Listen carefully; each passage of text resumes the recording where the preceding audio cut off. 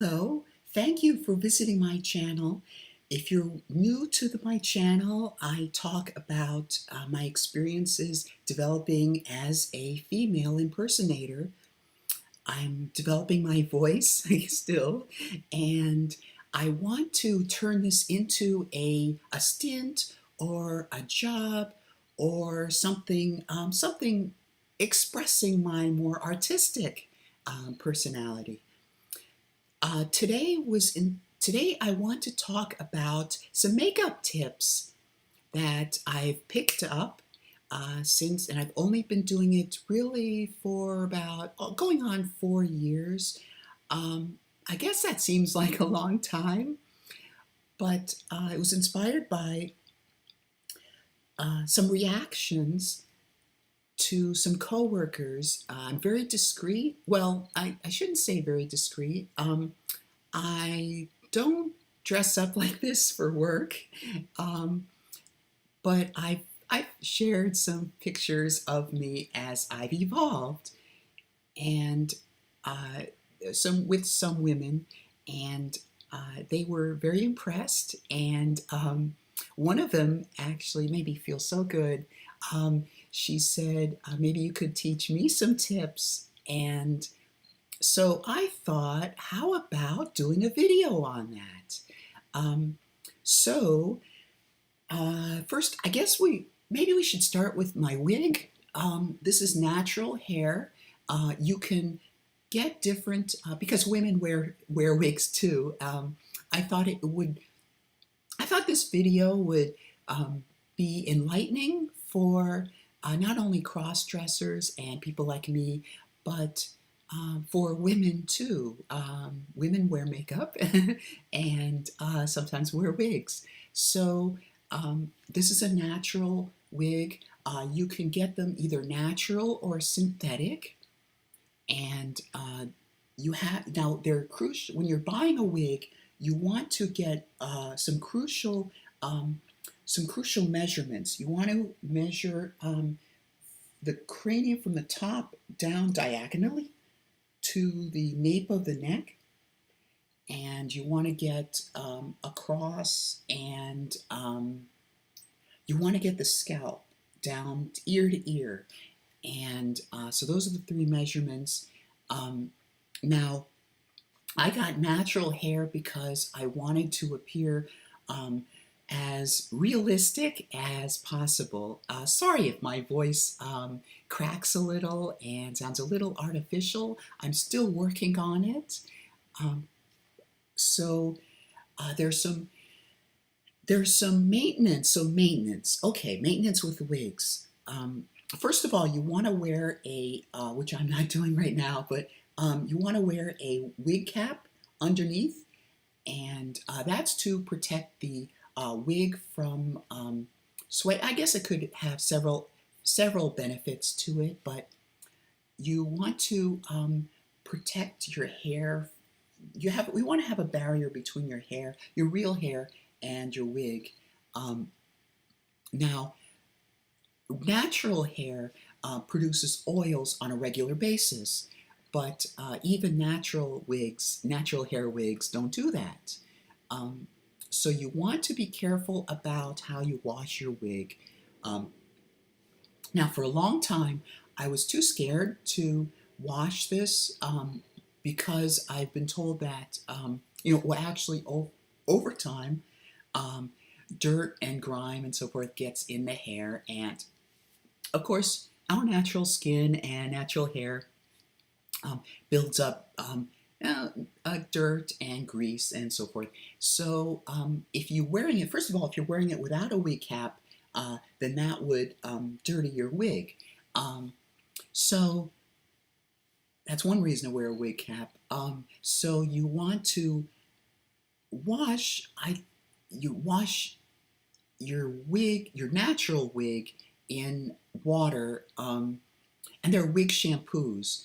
Uh, about every few times. Now, my mistake was that I did it for too long, and it started to look really greasy, really messy, and quite honestly, I'm embarrassed by letting it go on so long.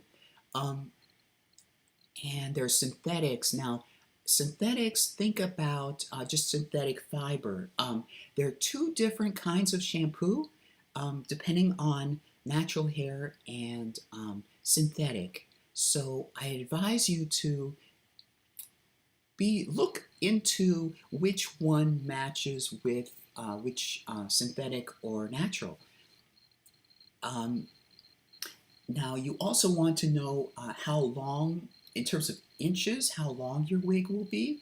And a big thing for me in choosing a wig was whether you want front lace or it's front lace, and I forget what the other is, but the front lace has like a netting that goes over, and you can't see it because my hair droops over it, but um, you're supposed to cut that off and leave only a few centimeters left around the edge of the wig, so a little bit of netting around the edge of the wig, and you can glue that in. Now, my wig is what's called a glueless wig, and in the back it has straps, two straps, and typically one in the front.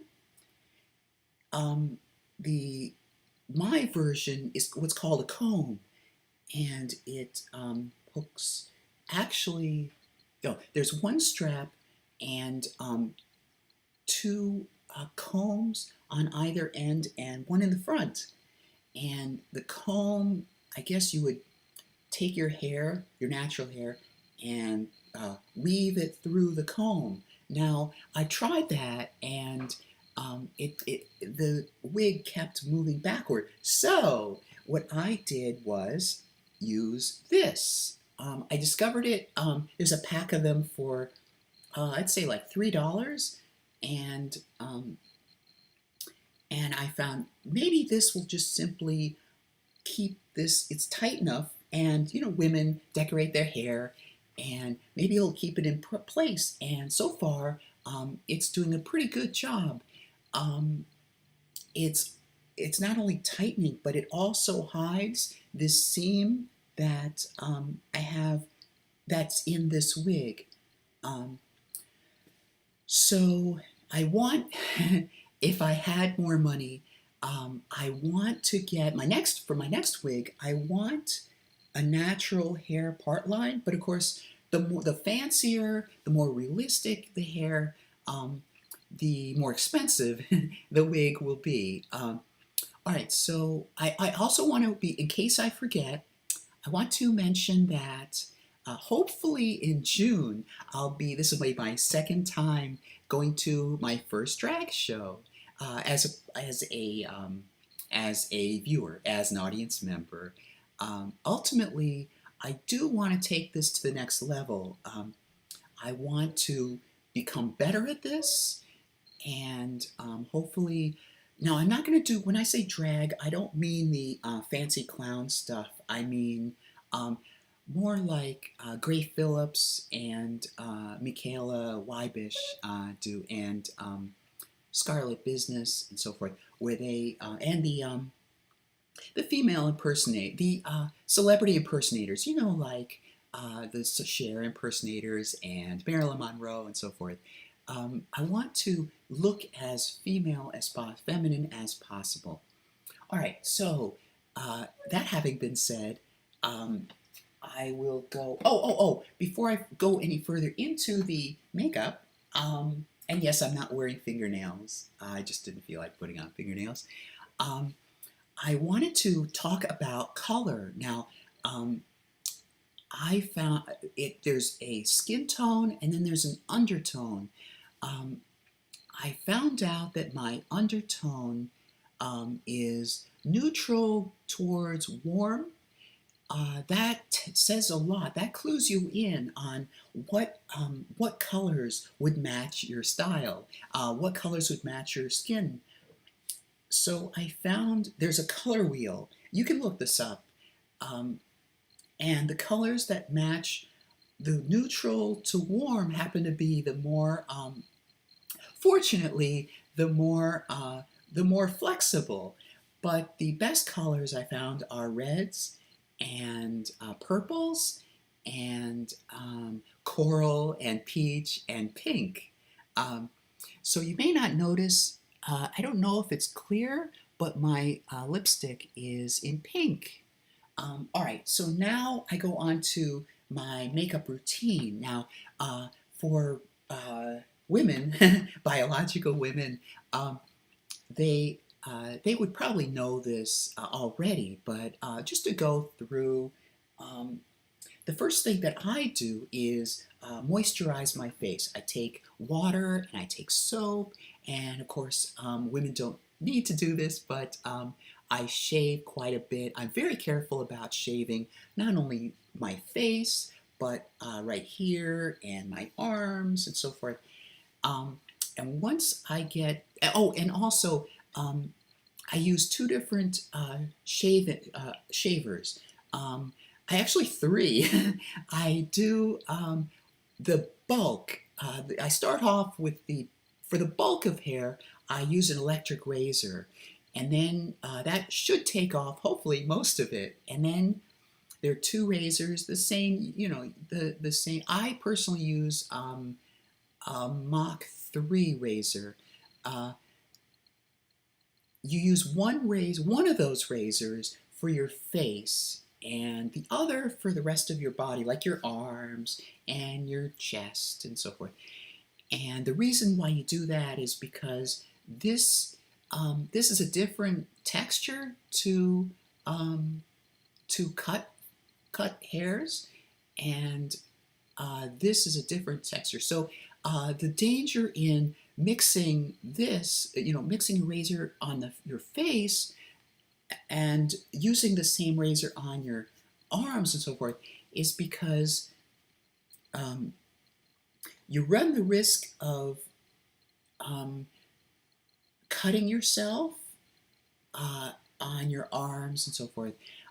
What you're doing is misaligning the blades.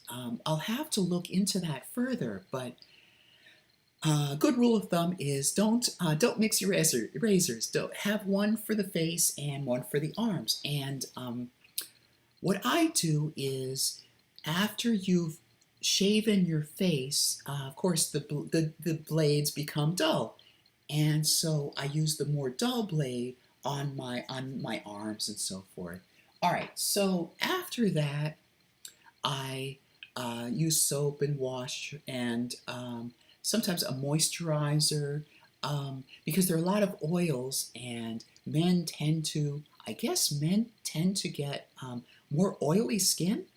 And I'll touch on that further when we talk about matte versus full coverage and the foundations and so forth. Um, so then, once that's clear, then the next step is a primer. Now, I this is by Smashbox. The original photo finish, smooth and blur. Now, I'm not sure if it pertains to this or not, but it says here for all skin types. So I guess I'm pretty good uh, using that. Then the next step is a concealer. Mine happens to be powder. Let me see. Nope, I don't have it right here.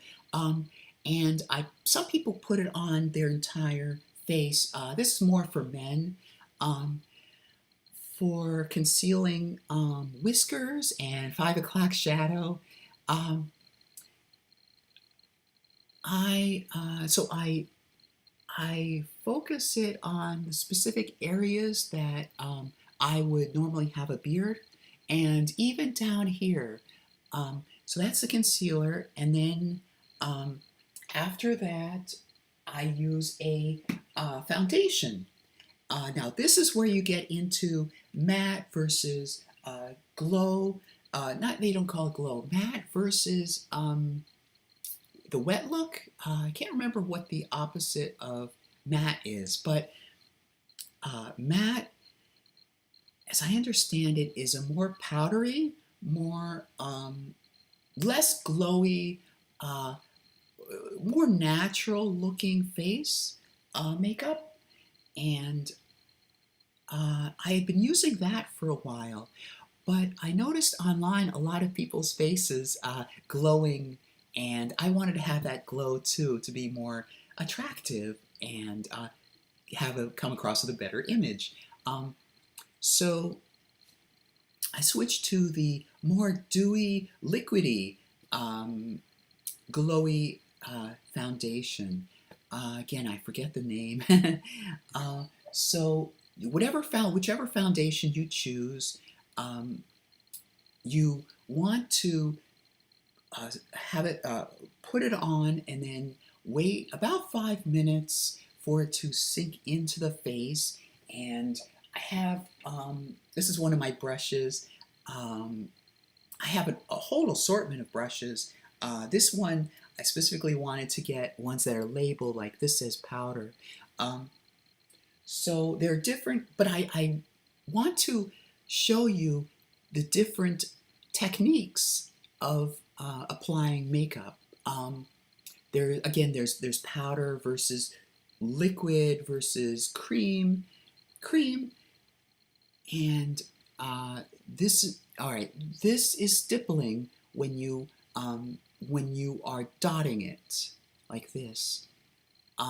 There's swirling like this, and here's my other brush. And I don't know what this is called. I just call it, stamping. um, and they produce different effects. Now, to blend, when you're blending, you want to swirl. I suppose when you're trying to when you're applying the makeup first off, you would want to stipple, and then swirl it into either the foundation or other makeup that you're trying to blend together. Um, Now, after that, after you've waited the 5 minutes, then you get to contouring. Actually, there's a step before that. That's this right here. Um, Mine is Pixie Glow Mist, and rather than spray it on the face, this is for providing a glow. Um, Rather than spraying it on as a mist, what I've seen recommended on the internet, is you put the foundation cream on the palm of your hand, and you don't have to use a lot actually.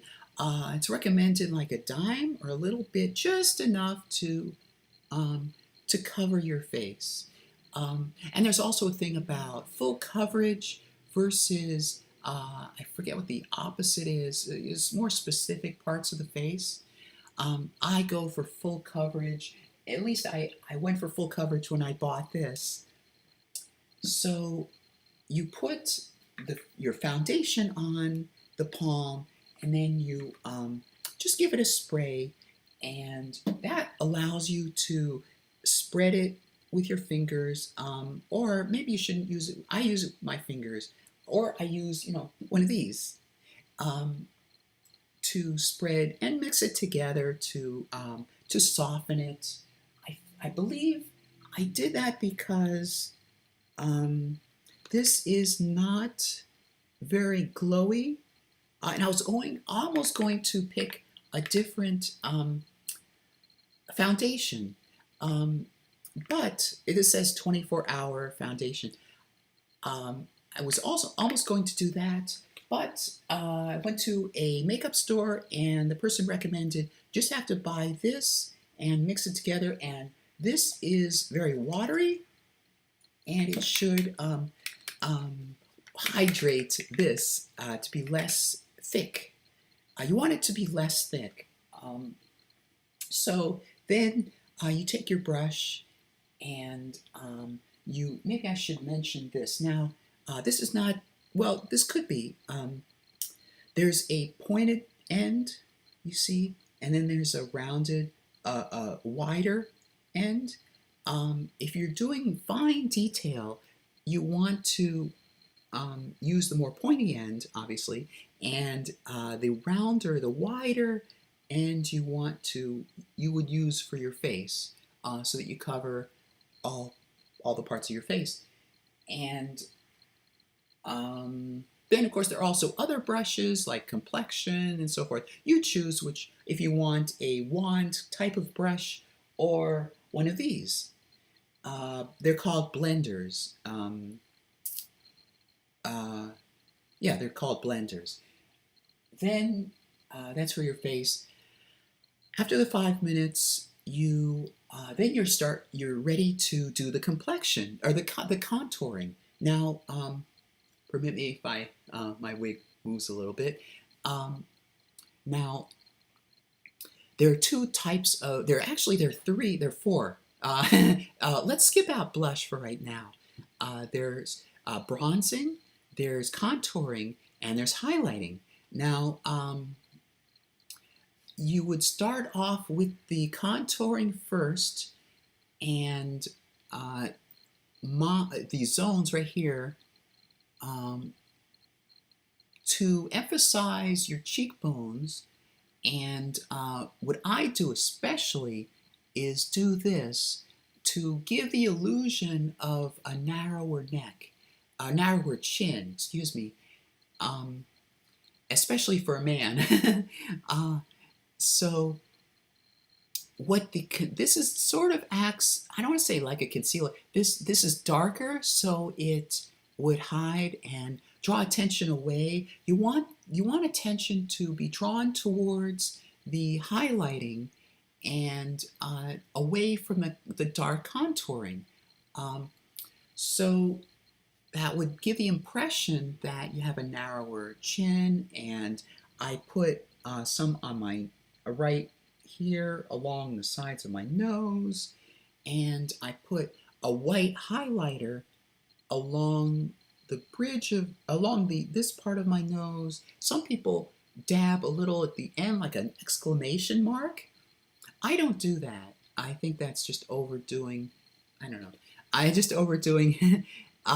Some people may put highlighting down here above the cupid's the cupid tip, and some may do on the chin. I stopped because I was advised that I shouldn't be contouring so much down here.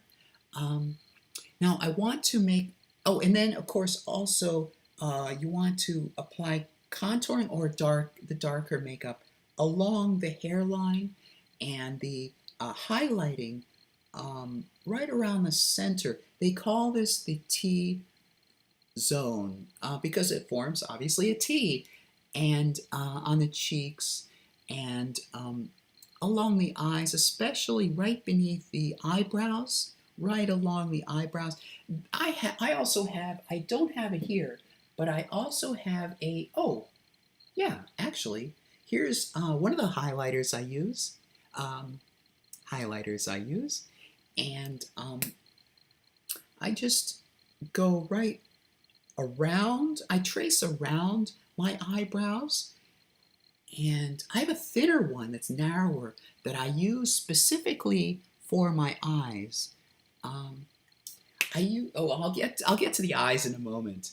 So you want to let that sink in for a bit, and then when you're blending, you go back to hopefully a cleaner brush, and there's a technique. I should actually mention the technique that I found when cleaning brushes. As you can see, I need to clean my brush again. What I do is put it in water. Is it cool water? Well, you put it in water, and then you put it in a microwave and heat it, and it should clean off the makeup. So, all right. So you have clean brushes, presumably. You when you're blending, you take a brush like this, and you want to brush the dark areas up towards the highlighted areas. when you're blending. I don't know exactly why, but I found recently I knew I needed to work on my blending, and um, it was one of those things that I was busy working on the rest of it, but now I'm working on my blending, and it should look more natural. The lighting is a little off. You can't really see very well. Um, I hope that looks better. And you can't see my blush. I do have blush. Um, so I have different kinds of blush. This is it's by Elf. It's liquid blush. Oh, also another thing is very, very important if you're using a mixture of powders um, and liquids and creams. Um, you want to apply your, let me see if I get this right. You want to apply your liquids first and then let your powders sink in and absorb um, your liquid makeup. It blends better that way. Um, so like for example, this is more of a liquid. Um, this is definitely a liquid, and this makes it even more liquidy. And so then when you apply this, it would be more of a powder, although this actually is like a stick, which is kind of creamy. But this is more of a stick, and I have a palette. I don't have with me, but it's there. There's a powder. So I applied two different contouring steps, and you want to apply the cream first, the wet first, and then let that sink into the skin, hydrate the skin, and then you apply the powder over it, and it helps to it helps the cream base helps the powder to sink in and stay better on your face. Um, then, of course, speaking of sticking, I have this, which is Make It Last Dewy, and I started off with powdery finish. When you get done with your makeup, um, you need some kind of a finishing, either spray or a powder. Now, if you go for powder, there's loose and fixed. I believe it's fixed. Um, I am 48, going on 49, and as you get older, um, you want to go for if I get this right, you want to go for the more fine powder. Please look this up in case I have it backwards. Um, it's there's loose, and there's uh, fine powder. And the one is for younger skin, and one is for looser, older skin. I'm sorry, I should have looked that up before. But please look that up. There is a difference. Now that's the powder route. I've stopped using the powder route, and I've gone with a spray. Um, it says Dewy Finish Setting Spray, and I just extend it about some distance away from my face, and that's if you have that will create a glowy look, a dewy look, and that would go along with my dewy complexion, um, my more glowy impression. All right, so you've applied the blush over the contouring and right near where you have your highlight, and you want to actually stretch the makeup back towards your ears.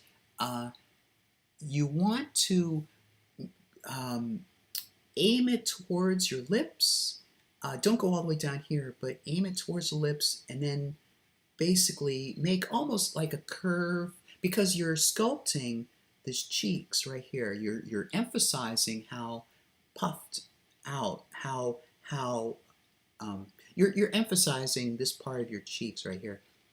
So, and also this goes for cross dressers too, female impersonators. You want to change the look of your face because women tend to have bigger cheeks than men. So this is especially important that you aim it and sculpt it well, and you go back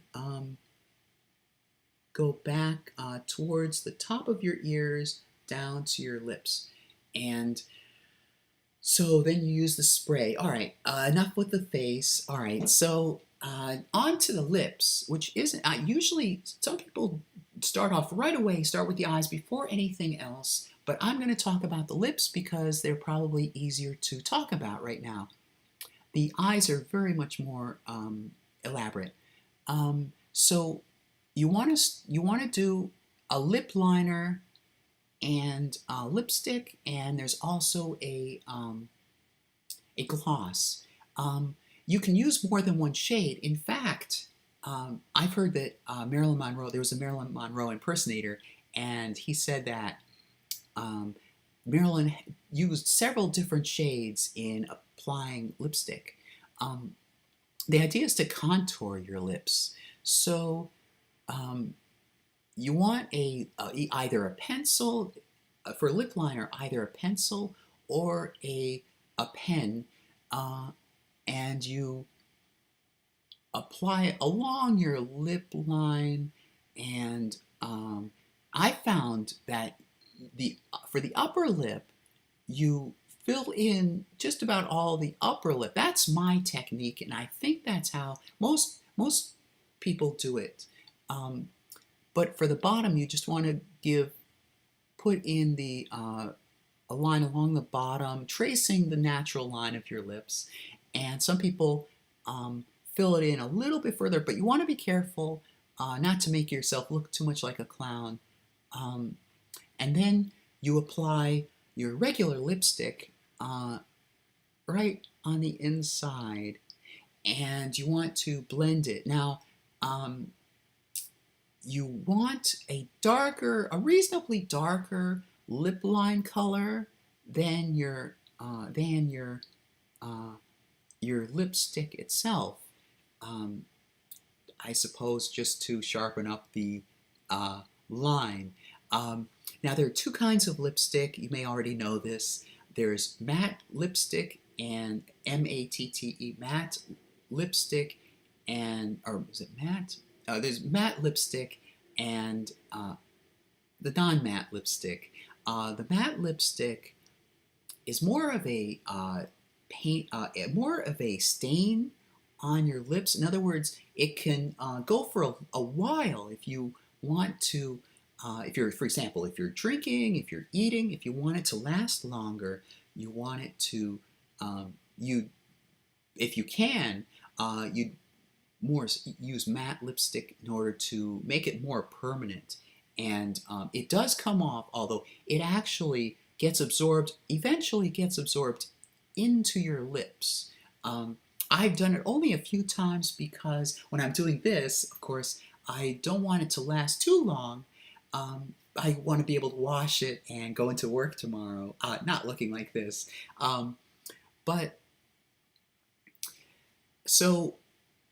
Before that, I have a lip primer. And before that, some people use chapstick, but some kind of thing that would moisturize your lips. Then you apply the lip primer, and then you apply what I just mentioned. Now, I have a brush. There are different kinds of brushes you can use, but you do want to blend the lip liner a little bit into the lipstick so that it's not so straight, it's not so defined. Some people add a gloss right around here. Now, some people even put it up along the, top part, I don't. Actually, um, one person, she's close to retirement. She works at a makeup department store. She said that she's seen people do it up here as well, and it's overdoing it. What you're really doing is contouring your lips, first of all. You're also trying to create an illusion of light hitting your lips. So it wouldn't hit the top part of the lip, it would hit the bottom part of the bottom lip more than the top. So I suppose that's the reasoning why you would emphasize the bottom part with the glow, the gloss. All right, so I don't use anything that makes this more permanent. Like, like for your face, you put on a stain, like a finishing spray. I don't know if there are any finishing sprays for lips, but I'll look into it. So now we get into the eyes. The eyes. Now, I have this right here, which is mine is called Too Faced Shadow Insurance. It's just as you have a primer for your face and a primer for your lips, you want a primer for the eyes too. So let me take this out if I can. Right there, it's a brush, and as you can see, I'm gonna need new stuff soon. So I'm not gonna do it because I have makeup on, but I just apply just one single thing. You don't want to get too much. And same thing with the other eye. And then around the bottom lid. And again, not too much. And then, like the other stuff, I wait the other foundation, or the other primer anyway. For primer, for the face and for the eyes, you want to wait about a minute. I'd give it a little bit further. I'd give like 2 minutes. And then you put on your foundation, and then after the foundation, you give it about 5 minutes to sink in and settle into the face. So this is just the same thing. You can get any palette, makeup palette. So the next step is to do the eyelids. Now what I do is there's the smoky eye effect. I'm not going to get into that, but there are tutorials on that. So what I do is apply this white, this right here, and I just go over, basically as if this were a eyeshadow, a thin layer right here, and makes it more glowy, I suppose. I learned that from a tutorial on smoky eye effect. Then there are different brushes. I have a detail crease. I have a flat eyeshadow. They're elf brushes, by the way. Detail crease, flat eyeshadow, and a C. Now, you want to put the flat eyeshadow on first, and then you want to pick a lighter color, because what you're going to do is next go to the detail crease or the C eyeshadow brush, and you're going to contour. It's difficult with a camera like this. I'm going to try my best. Go around the lid, right where the eye socket is, and then on the outer part of the eye, right there. So basically, and you can see this really well. I'm really impressed. Right in the center should be that lighter shade of eyeshadow. And remember, you can blend different colors together. That's one of the things that makes makeup so fun. You can blend the different colors together. And remember, yellow and blue make green. But you want to create like a detail crease, or some people can't call it a C, right along here and over the flat eyeshadow and of course blend together. And what I do is, also maybe it's something for female impersonators, like men trying to look feminine, go way up along the crease, with around the eye socket, where it feels like there's bone right here. Do that. Now I'm told that by a woman actually that I have enviable lips that women would really want. I don't know. I guess I was blessed. But so I was advised not to do too much with the lips here. Now for the eyes, I was going somewhere with that. Yeah, you want to go blend it up further into where the eye socket is. I was going with I forgot. I'm sorry. So after the eyeshadow, then you want to take your eyeliner. Now this is a tricky part. You want to have a steady hand. Now there are several different kinds of eyeliner. There's the infamous liquid eyeliner, and then there's magnetic eyeliner. Oh no, magnetic eyeliner, which I have, and there's pencil. Now, all right. So this took me some gradual process to learn. All right. So if you want to do your upper eyelash, upper line, if you can practice in liquid, of course you could, I suppose, use, I can tell my voice is going down. You can use a pencil eyeliner here, and then get practice. Now I used a liquid. I've graduated up to a liquid. Don't do too much. And you shouldn't have to do more than one. Like for example, if your tube was like this, no. If your tube, all right, pretend this is the eyeliner. You take it out. You shouldn't have to do more than one swipe along for the eyeliner. And then for the bottom, if you use black eyeliner on the bottom, I've read online that it gives you an older look. It's not good if you're an older person. It brings out your age. So what I do is take the narrower version of this. In fact, sometimes this is actually what I used. And oh no, sorry. No, I do have a thinner white version of this, specifically as an eyeliner.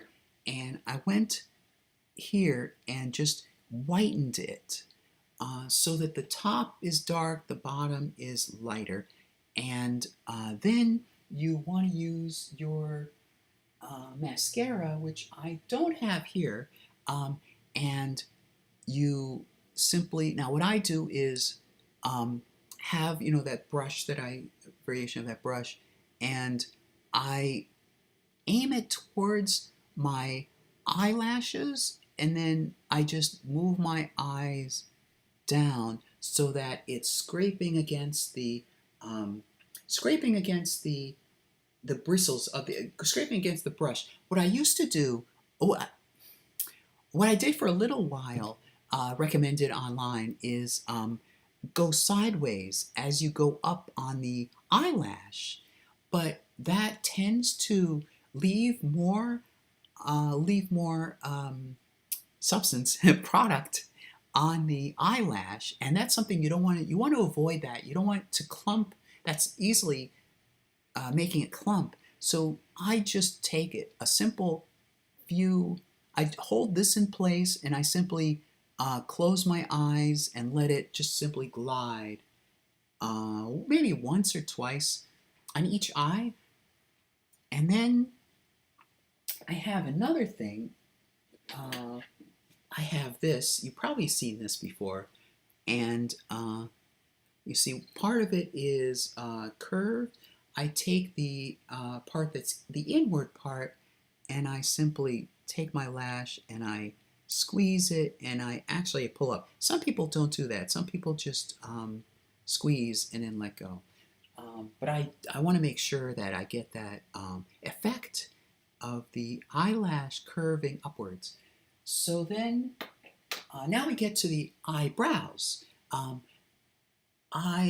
a long time, I went through so many um, ways of trying to keep my natural eyebrow shape, and using powder and all sorts of things that more drag queens use to cover over. First of all, they use some type of glue. There are different kinds of glue, and they glue down the eyebrow, and then they use like a derma thing, um, some kind of concealer over it, and then more powder, and eventually this will be so fine and narrow that you can put foundation over it. I tried that. It didn't look very good. So I finally went to a specialist who simply just trimmed the eyebrows, and they're less feminine than I wanted them, but we both agreed. So when I'm in my masculine form, I don't want it to be looking too feminine. Um, so here, this is from Jecca Black, and it comes with two. You can also buy each of these separately. I got a block and a seal. I shouldn't hold it up. Trust me, it says seal. So the seal, I've only used the seal. I'll read what's on the back. It says, block, laminate, shape, or fluff your brows with our revolutionary brow duo. The first thing I do, by the way, is I take what's called a spoolie, and I I brush my eyebrows up, and that gives you a chance to take out little fuzzies or whatever. Basically clean your eyebrows, and then I go in with. I'll finish the rest of this. Enjoy smooth application with one swipe, a waterproof formula, and 24-hour wear. So I start with the seal. The seal is fluff, shape, or laminate brows using brow seal. And then if you want to create a seamless base for seamlessly concealing the appearance of brows, removes easily with makeup remover, conceal the appearance of brows, that's when you go to the brow block. But I don't want to conceal my brows. I want to just simply laminate them and keep them looking trim and narrow. My concern is that when I'm trying to imitate the appearance of a woman, I want them to be narrow. Now, I've seen some women with thicker eyebrows, but I think that sometimes you have to emphasize or overdo something carefully, but overdo something just to make sure that there's no guesswork, and that way the thinner the eyebrows, the more convincing you are to someone looking at you. So there's also their eyebrow pencils. I didn't do it this time, but with this chestnut hair, I typically have a brown pencil that I color the hairs. I used to color even the parts with sparse hair, but maybe that's why I didn't do it this time. But it should blend the brownness here. I have black hair. The brownness here should match the brown here. Now, the reason why I picked a brown wig is that it would blend in. I don't know if I look, do you think I look attractive as a blonde? Tell me below, what do you think would look best on me? But I wanted to go for a brunette, a light, like a brown, because that tends to convey female as opposed to male. And I chose chestnut because that's one of the colors in that color wheel that you should check up online that matches my skin tone. So then, of course, there's the perfumes and colognes and so forth. I'm not going to touch that right now.